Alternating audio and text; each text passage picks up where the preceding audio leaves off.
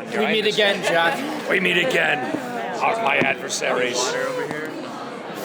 Could you scoot together for those of us doing video? I'm having trouble with this. Hold on, I'm going to do this. You move your mouth and I will speak. And then we'll do that.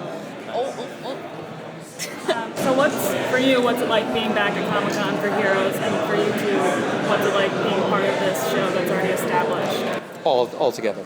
I think it's been really I think it's really cool. I will just say that it's amazing to be back here after 5 years and back with this show again.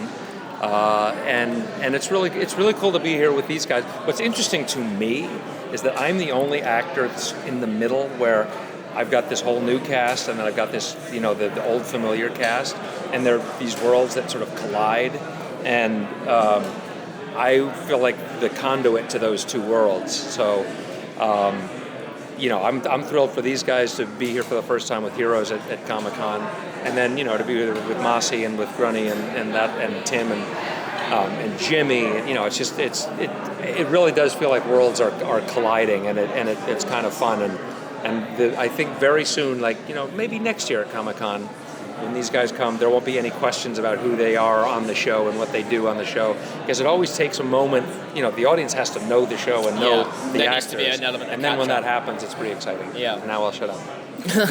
Well, keep going. Did you want to answer my question as well? I do, actually. Okay. Robbie's very happy to be here. He's It's true. No, I am. I mean, both of us. It's our first time at San Diego Comic-Con. We're really, really happy to be here, especially with a show like Heroes. To be able to come and do the experience this way is incredible. I mean, we just finished up with the panel in Hall H, and it was incredible. So many people. It's a lot of people. Yeah, you realize that the Heroes show and the Heroes brand is still very much in the popular imagination. Yeah, it's bizarre to be starting a new show, which already has a precursor, like a four-season precursor. So. Yeah. Let's hear from Malina. We need to hear from Malina. We need to hear from Danika.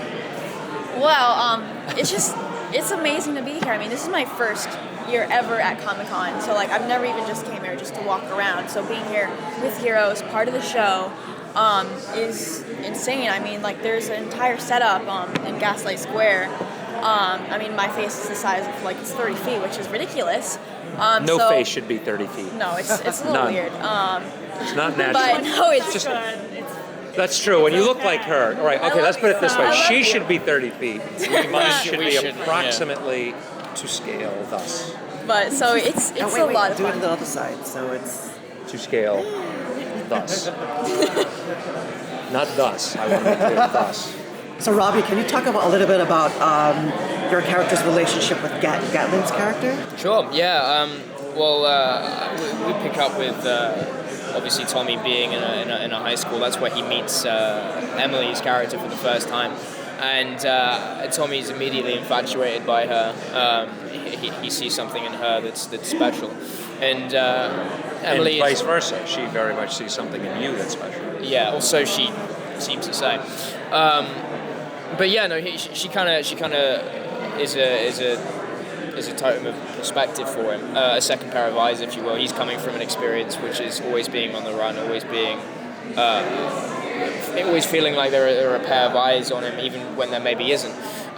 So to have that normal kind of source come in and say, hey, this is what I think of your situation, this is how I think you should be treating it, is nice, because she is a regular person who wants something extraordinary, who's seeking something extraordinary, whereas Tommy is exactly the opposite. He has something extraordinary in his life, even though he wants to just be normal. And I have to say, what's cool about it, there's an echo of the original, the first season, where Claire only just wanted to fit in. She just wanted to be normal, and I just love the idea of the kid that has this special thing going on that doesn't want it, and it's a great metaphor for what most kids in high school go through. Is they just want to fit in. It's like, yeah, but you're a great singer. You're a concert violinist. I don't want that. The kids make fun of me for that. Whatever it is, they just want to fit in. Whereas later they embrace it. But I think that you are very much the Claire character in that way of why does my life have to be so hard? Is Emily the only character that your character opens up to and reveals about his power? I mean, obviously he's traveling around with his mother, and him and his mother have a very close relationship, so they know a lot about each other. But Emily is that sort of outside source that he really decides to open up to, and almost someone that he can trust when he can't really trust anyone else. Whereas Malina is hidden I'm away, just completely isolated from everyone and everything. but has this awesome power. Yeah, that is very true. What is your power? Malina has the ability to harness all of the elements. Yeah. So Harnessing you're the one in the poster that does that, right? That's her. That's her. I didn't notice that until the trailer, Yeah. where you turned around. See, this is the thing. It's like, at this point, everyone's sort of like, who are you and what do you do? And it's very hard because you can't spoil anything and no one's seen it yet. And then this time next year, they're going to be, oh my God, that was her. You were great. So it's all going to change. Danika took a really cool picture the other day of, I think you were Oh, in by front the of poster. Oh yeah, I was With actually your arms up in like, the air? kind of trying to That's a reenact pretty that. big power. Well, and did you see the trailer? I did. Okay, so you see at the very end, she goes, Yeah. I don't know that I can control it Right. anymore. So Robbie, you've done magic in Once Upon a Time, and now you have your own power in this. How has that role prepared you for this, and like green screen acting and special effects where you can't see what's happening? Well, it's interesting you should say that, actually. We have done, up to this point, very little green screen action. What's amazing about the show is that it's almost like a road show. We're always on the road, going to different locations, seeing some stuff, and making the experience as real as possible. It was cool to be able to be on Once Upon a Time and be in that world of magic, and to think that, okay, well, this person has a wand and he's creating these magical powers, and there's a curse now. It's normal.